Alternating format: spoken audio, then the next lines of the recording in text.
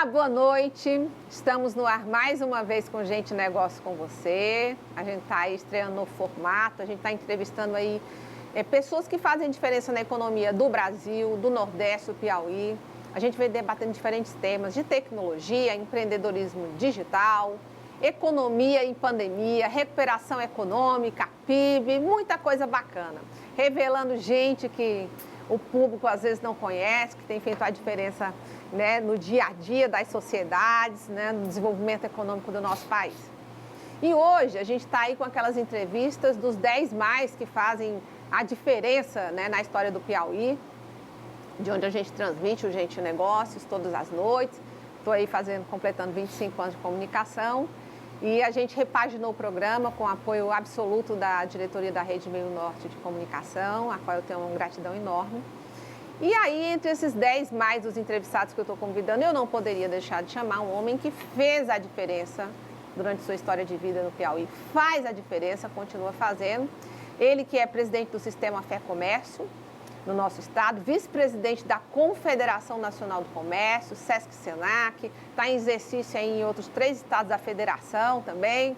Ele é chamado para apagar incêndio por aí, que é o advogado e um homem de negócios, o empresário Valdeci Cavalcante, que eu tenho a honra de receber no Gente Negócio. Doutor Valdeci, prazer conversar com o senhor mais uma vez. Prazer maior é meu conversar com você, pessoa inteligente que sabe transmitir essa notícia e essas coisas boas que tem no nosso estado. Muito obrigada. Eu conversei com o senhor, doutor Valdeci, naquele ápice da pandemia, né? A gente teve que fazer uma reengenharia, fui para dentro de casa, montei um estúdio dentro do escritório. Está aqui o Anderson, nosso cameraman, que está comigo há 10 anos também. Tenho muita gratidão a ele por me acompanhar esses anos todos.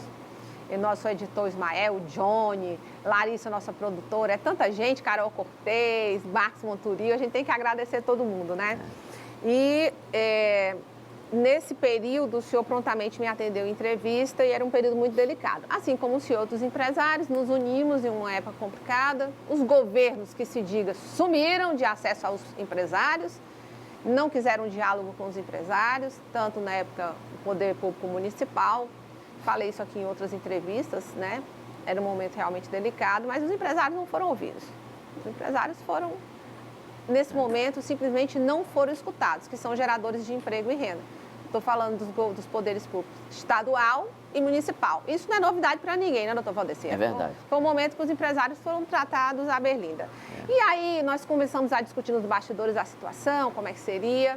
E eu me lembro que durante esse período de entrevistas, o senhor também foi alguém que se posicionou tentando fazer um link com o governo federal.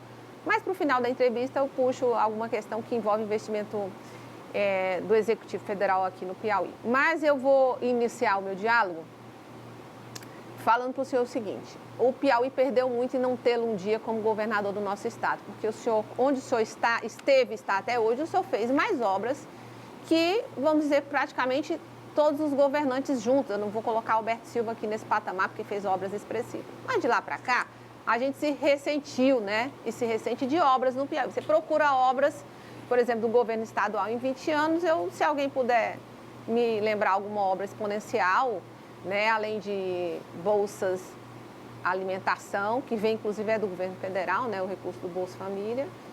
Expressivamente não me recordo. Tenho batido sucessivas vezes, estou fazendo essa abertura mais longa para pontuar um raciocínio que é importante. É que o Piauí não tem uma maternidade digna, né? E se nós fôssemos estender cadáveres na Avenida Frei Serafim de mães e crianças, as pessoas iam ver que absurdo é que existe de mortes na maternidade que nós temos aqui, construída por Alberto Silva, de restos de guerra que vieram da Inglaterra, o senhor também sabe disso. E aí, quando eu falo da sua trajetória e do benefício que o senhor fez e faz empregabilidade, motivação a todas essas pessoas que essa rede toda emprega que o senhor coordena, eu estou querendo dizer o seguinte, que é importante valorizar a memória de pessoas, como é o seu caso, porque é muito raro no Piauí hoje termos na iniciativa privada quem empregue, quem motive, que segure a onda, que seja combativo. É muito delicado, né? Verdade. E eu acho que o Gente Negócio tem esse papel, acredito muito nisso, em motivar quem realmente faz a diferença. Nós temos que ser justos. E claro que o nosso Estado precisa de desenvolvimento econômico. Eu tenho batido nisso esses últimos 10 anos, principalmente dos 25. Eu gostaria que o senhor fizesse uma análise de início. Nós vivemos a pandemia, como eu disse, viemos até aqui, chegamos onde estamos, superamos adversidades e vimos um comércio que enfrentou um batalhão de fuzilamento. Fecha, abre, fiscalização. Tivemos um caso até grotesco de um comerciante que chegou a morrer aqui com a polícia mandando fechar as portas. Então, foi uma situação até que posso dizer truculenta com os comerciantes, né? Foi uma situação muito difícil, eles foram muito fortes e aguerridos. Como é que o senhor analisa esse passado e o presente agora, que nós vimos aí um PIB positivo? O que o senhor acha falando de coisa, tentando um exercício de futurologia, mas de acordo com o que nós vemos aí dos economistas? O que o senhor acha que vem pela frente daqui para o ano que vem em relação ao comércio, à indústria no Brasil e no Nordeste? Bem, quero cumprimentar todos os seus telespectadores. Prazer muito grande estar aqui com a Virgínia, essa pessoa maravilhosa que eu adoro. Mas muito bem, o Brasil é fantástico. A classe empresarial é excelente. Você imagina, em tremenda pandemia dessa, tamanho sofrimento, o Brasil vai crescer esse ano mais de 4%.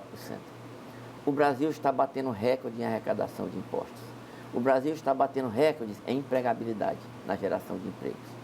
O Brasil está batendo recorde na distribuição de benefícios sociais. Nenhum país do mundo distribuiu ou está distribuindo mais benefícios do que o Brasil. Fantástico. Segurando a economia. Segurando a economia muito bem. Então, a Bolsa de Valores nunca bateu tanto recorde como está batendo agora no presente momento. E a nossa moeda nunca foi tão valorizada. Você imagina como é que investir em dólar é o pior negócio. Então, imagina um país fantástico desse. Graças a quem? Graças a seu povo. Graças à sua classe empresarial que trabalha e que produz. Porque nós não esperamos contar com a ajuda de governo. Você vê aqui no Piauí, vamos pegar um exemplo do Piauí. Eu chorei diversas vezes junto com os empresários que iam à minha casa, ao meu escritório, e porque eu nunca fechei meu escritório, nunca fechei, sempre mantive aberto para receber a classe empresarial. E eu chorei com essas pessoas vendo a situação deles. Então, é uma situação de tristeza muito grande. E nós conseguimos aqui no Piauí segurar empregos. Nós não demitimos praticamente os nossos servidores, os nossos colaboradores. Conseguimos manter empregos e conseguimos, a partir de setembro de 2020, começar a crescer. Com todos esse embaraço, nós conseguimos fazer grandes negócios a partir de setembro do ano passado, 2020. E estamos trabalhando, estamos produzindo. Agora aqui no Piauí, o que acontece? Nós temos, parece-me até, uma perseguição da classe política contra a classe empresarial. É incrível, são tratados como inimigos. Pela primeira vez eu vi o eleitorado da classe empresarial resistir o ano passado, quando elegeu o doutor Pessoa. Quer dizer, o doutor Pessoa foi eleito mais pela rejeição do governante da época. Com certeza. Porque a classe empresarial foi tão maltratada que chocou a opinião pública, chocou a classe empresarial, e a classe empresarial se uniu contra contra as perseguições. E que eu acredito que em 22 também poderá acontecer isso, porque a classe empresarial é grande. Nós temos só de empregados, nós temos mais de 440 mil empregados só no comércio. Imagina quantos comerciantes nós temos. Então, essa classe empresarial do comércio, a classe empresarial do comércio emprega 80% dos trabalhadores desse estado e 70% em média dos trabalhadores do país. Então, essa classe está chocada. Essa classe está querendo, acordou e entendeu agora que é muito importante se eleger pessoas que tenham consideração a quem produz. O senhor concorda? Aí vamos para um ponto delicado. Que em muitos momentos essa classe foi conivente, ou por benécia, ou por medo de perseguição, porque eu vi muito isso nos bastidores de empresários, foi conivente com os governos? É verdade. Eu convidei já muitas pessoas para até me sucederem na Federação do Comércio. Convidei empresários grandes aqui, jovens e os já maduros, e eles não entram com medo de perseguição do governo. Não, rapaz, isso é bom para você mesmo, que é advogado e é empresário, sabe se defender. Para nós vai ser muito ruim. Quer dizer, eles têm medo até de ingressar na atividade sindical para defender os interesses da classe empresarial, porque eles têm medo de uma perseguição. Olha, se eles têm medo de serem perseguidos, imagine com relação aos menores. Estes sim é que são perseguidos. Olha, eles perseguem todo mundo. Agora o governo do estado, em tremenda pandemia, ele nunca fiscalizou tanto, nunca multou tanto, nunca emitiram tantos autos de infração como agora. está uma loucura.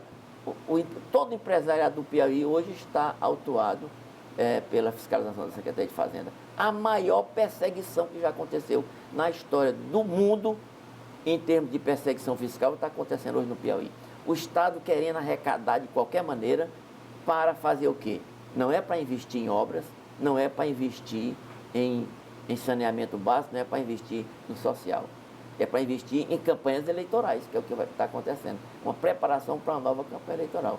Essa é que é a verdade. Então, quer dizer, a classe empresarial está sufocada, mas mesmo assim continua produzindo e agora se defendendo. Os números, como a gente vê o tanto que a economia brasileira realmente é forte, né? Nós sabemos que tem aí a habilidade de um ministro da economia, né? Até às vezes eu brinco que o Paulo Guedes ele não tem tanto a cara do governo Bolsonaro, que é um governo muito polêmico, porque ele é muito sereno, muito tolerante, resiliente, flexível ao lidar com a mídia, né? Ao lidar com os políticos, que não é o perfil do governo Bolsonaro, que se diga, né? E dentro desse contexto, que eu falo que a economia é uma economia que se mostrou muito arrojada, porque a pancada foi muito grande, né, para as economias mundiais, doutor Valdeci. E aí, dentro desse contexto, a gente viu também que o comércio se manteve muito pujante, né? Como é que o senhor avalia esses números que nós vimos aí, a divulgação do número do PIB, e esses últimos meses agora que nós tivemos índices que já preocupavam, mas tivemos lockdowns sucessivos e isso prejudicou muito a nossa economia. O senhor acredita que daqui para frente, como é que deve ser o comportamento, por exemplo, do consumidor? Bem, o consumidor mudou, como todos nós mudamos. Tanto é que agora nós liberamos 200 milhões de reais para os estados do Norte e Nordeste, através do SENAC, para investimento em nova construção virtual. Porque o trabalho virtual, o trabalho home office, esse trabalho, essas vendas, né, que nós estamos fazendo no e-commerce, né, é um novo modelo que foi implantado no Brasil e no mundo e que isso está proliferando e que vai se manter por muito tempo e até crescer. Né? Então, nós estamos trabalhando muito com isso e está dando resultado.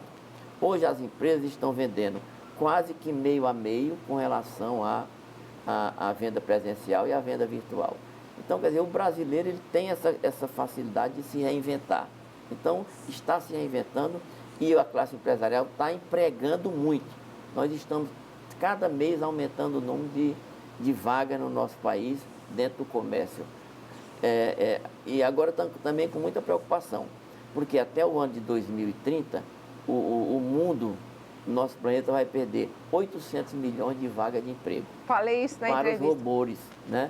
Então, nós temos que estar preparados para essa reinvenção e esse acontecimento que vão acontecer. Eu estava falando que o Hopkins já falava de mão de obra ociosa, falta de alimentos, né, para a população mundial, para abastecer a população mundial, que é algo que se afunila, né, nas próximas décadas, nos próximos anos. Se sabe desse futuro e se o homem não corrigir essa rota, nós vamos parar nesse destino certo, né, por conta dos avanços tecnológicos e demissões em massa, né? Você vê que bancos, a tecnologia roubou muitas vagas. Só para dar um pequeno exemplo, né? Mas nós sabemos que em vários segmentos da economia. Dentro desse contexto, ainda dos avanços tecnológicos, doutor Valdeci, a gente se ressente do patamar e do esforço dos governos em geral, e governo federal também. Você vê que o Executivo Federal hoje não fala sobre plataformas de educação. Nós temos, o senhor que trabalha muito com isso, com essa plataforma, o senhor sabe que um país sem desenvolvimento, com mão de obra muito pouco preparada, despreparada, né? O caso, por exemplo, do Piauí, os empresários que vêm de fora investir aqui se ressentem muito da habilidade da mão de obra local, né? Apesar de que evoluímos, né, nos últimos anos, mas ainda a passos lentos. Como é que vai se delinear isso dentro do Brasil, que nós podemos ficar à margem desse desenvolvimento tecnológico para as populações de massa, a população de base, a população pobre?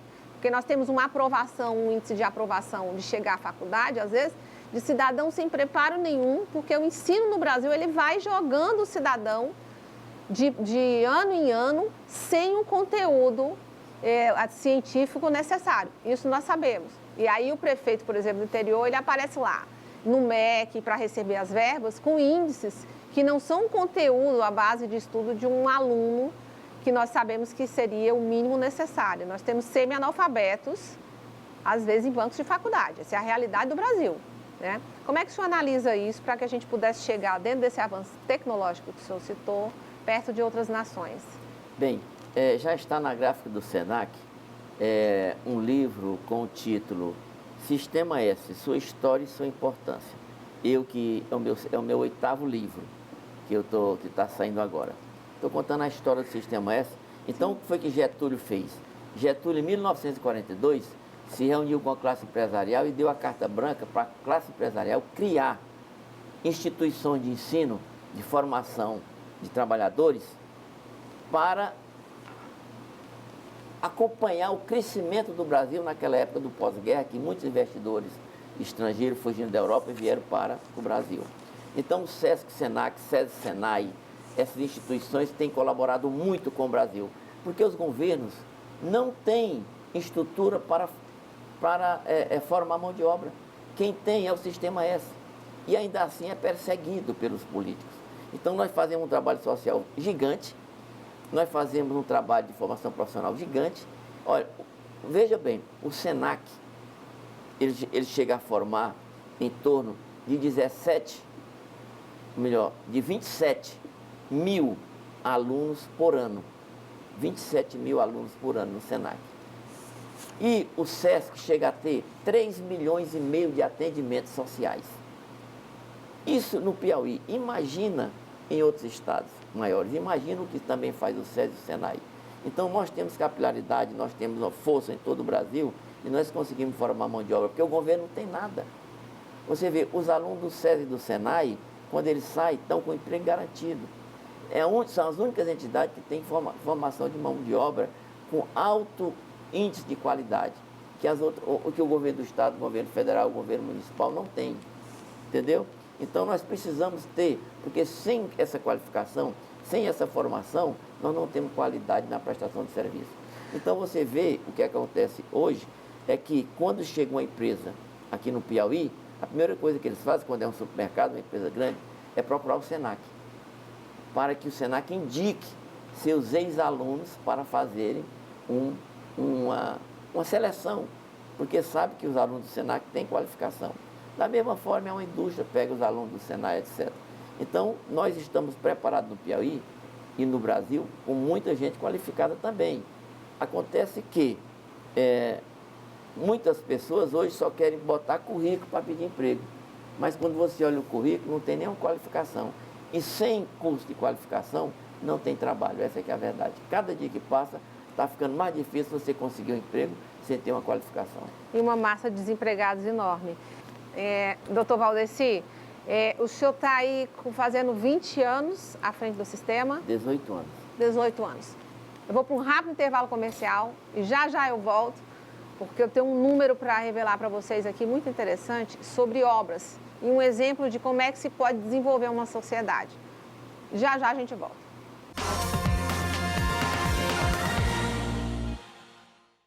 O Gente Negócios dá uma paradinha porque tem uma mensagem para você importante de tecnologia e Byte para você.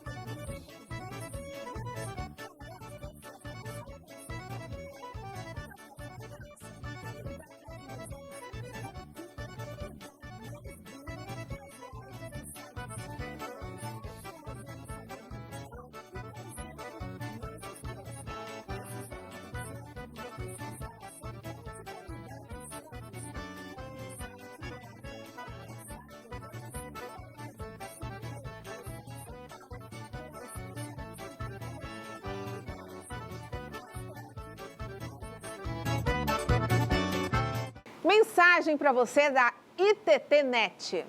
Qual a internet mais turbinada do Piauí que leva você e seu mozão para um fim de semana na pousada Barra del Mundo, em grande estilo durante o mês dos namorados?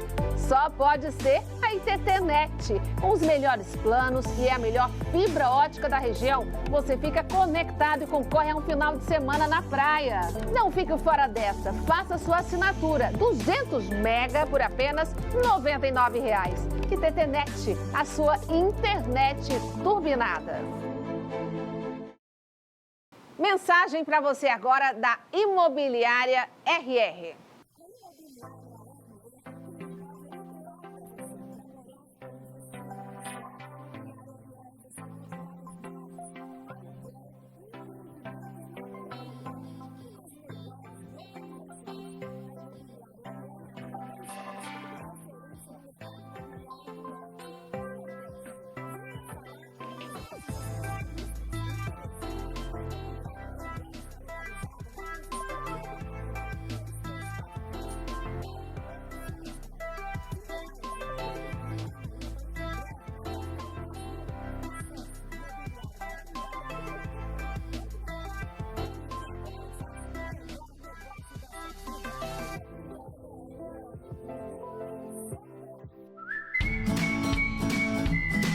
A Imobiliária RR está de portas abertas para você, com responsabilidade e equipamentos para garantir a sua e a nossa saúde. Seguimos todos os protocolos de proteção e prevenção. Venha conhecer a nossa equipe e agende a sua visita com total segurança. Alugar ou comprar? Imobiliária RR. Tudo em um só lugar. 3122-8000.